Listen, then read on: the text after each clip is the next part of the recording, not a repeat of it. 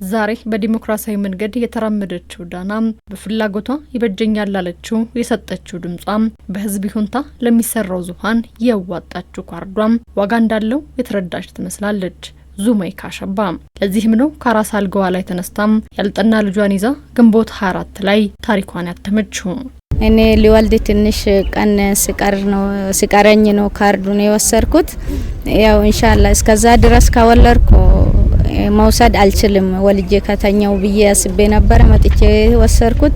ከዛ ወልጄ ያንን ካርድ ወስጄ በሁለተኛ ቀኑ ነው የወለድኩት ማለት ነው። ከዛ ወልጄ ቆይቼ አሁን ወር ከምናምን ነው። አሁንም እንዳይቀርብኝ ነው የመጣሁት። ያው ደስ ብሎኛል።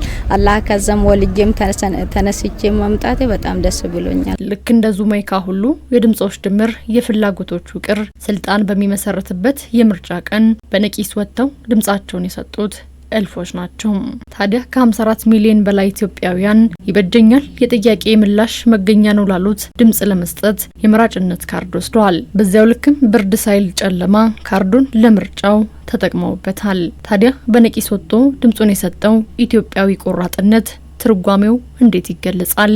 ግንቦት 24 ሀገር ትልቅ ተግባር የከወነችበት ቀን ነው፣ እንደ ሀገር ማለት ነው። በእለቱ እንግዲህ እኔም አንዱ ተሳታፊ ነበር።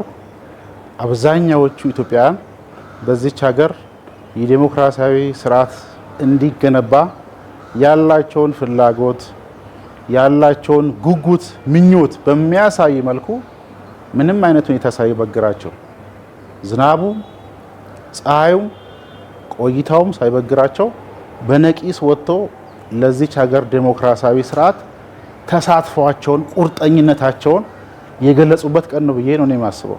ንቃተ ህሊና ደረጃችንም የተወዳዳሪነት ደረጃችንም የዲሞክራሲ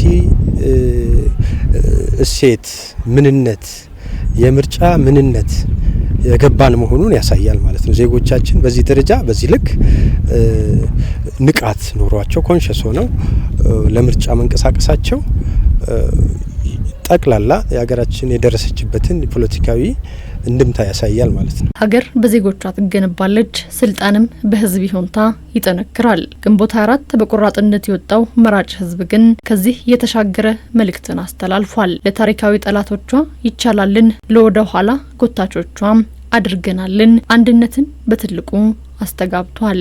አገሪቱ እንዳትረጋጋ መንግስት እንዳይኖራት ቅቡልነት ያለው ስርዓት እንዳይኖራት የሚፈልጉ በርካታ አካላት አሉ። ይሄ ምናቃቸው ናቸው። ባንዳ እያልን የምንጠራቸው ሀገራት አሉ። ይሄ ኢትዮጵያ ህዝብ በደንብ ያውቃቸዋል። እነዚህ ሀገራት የተዳከመች ኢትዮጵያ፣ ፍራጃይል የሆነ ህዝብ፣ አንድነት የሌለው ህዝብ፣ የሀገሪቱ መሪ መምረጥ የማይችል ህዝብ እንዲኖር ይፈልጋሉ። ለነዚህ አካላት ትልቅ ሽንፈት ነው። ያልገመቱት ያላሰቡት ኪሳራ ነው። ይሄ ምን ያሳያል? የኢትዮጵያ ህዝብ እየነቃ ነው። ትውልዱ እየነቃ ነው። እቺ ሀገር ጠንካራ እንድትሆን እንድታድግ እንድትበለጽግ የብዙሃን ፍላጎት መሆኑን ትረጃለሽ። ዛሬ የድምጹን ዋጋ የተረዳው ኢትዮጵያዊ ለሀገር ተረካቢው ትውልድ ያሰፈረው ታሪክ ደማቅ ያተመው ሀቅ ግዙፍ ነው። ስልጣን በድምጽ መሪነት በካርድ እንደሚወሰን አመላክቷል። ይህም የዲሞክራሲን መንገድ የጥርጊያም የምርጫ ታሪክን የመደላደል የማድረግ አቅሙ ግዙፍ እንደሆነም ይነሳል። ስልጣን በምርጫ ብቻ እንደሚያዝ፣ ብጥብጥ አላስፈላጊ እንደሆነ፣ የውከት መንገድ እንዳላዋጣን እነዚህን ነገሮች አስተምሯል። ወጣቱ ዲሞክራሲያዊ በሆነ ሁኔታ ራሱም እንዲሳተፍ እቺን ሀገር በዲሞክራሲያዊ መንገድ መረከብ እንደሚችል በህገወጥ መንገድ ብቻ ሳይሆን በዲሞክራሲያዊ መንገድ መረከብ እንደሚችል አሁን ያለው ስርዓት ይቀየራል እኮ ነገር የዛን ሰዓት የሚተካው ይሄ ወጣቱ ነው። ለመተካት ደግሞ ዲሞክራሲን፣ ስርዓትን፣ ህግን፣ አሰራርን እያወቀ ሲሄድ በእርግጥም ትክክለኛ የዚች ሀገር ተኪ መሆኑን ያስመሰክራል ማለት ነው።